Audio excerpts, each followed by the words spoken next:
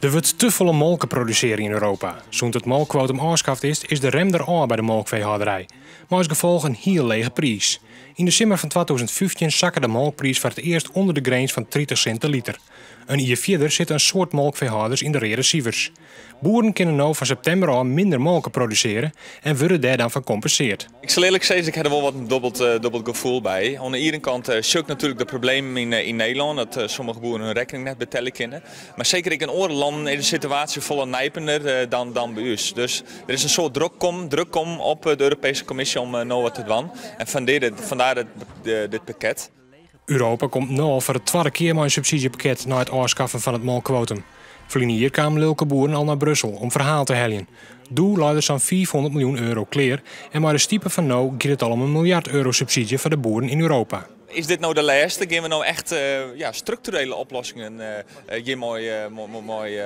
mooi hellen? Of is het gewoon de symptoombestrijding? En dat laatste zou ik echt jammer vinden.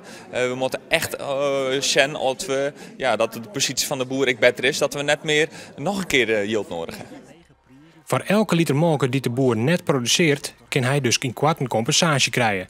Maar de lietse lettertjes die binnen nog net bekend. Kan je de LTO-leden omrieden om daarom mee te doen? Nou, dat hing het zelfs heel bot af van de details. En die willen eigenlijk nog uitwerken. Als je net uitwerken hast, het laatste kwartaal van verleden jaar en dit jaar, dan komt het misschien wat leger uit. Dan zou je er nog zien kennen. Maar de vraag is natuurlijk, van wat zit er voor compensatie in oor? Voor de compensatie van minder molkenproductie is van 1 oktober al €150 miljoen beschikbaar. Den jonken krijgt Nederland €23 miljoen. Het ministerie van Landbouw bepaalt letterlijk de verdeling van het yield.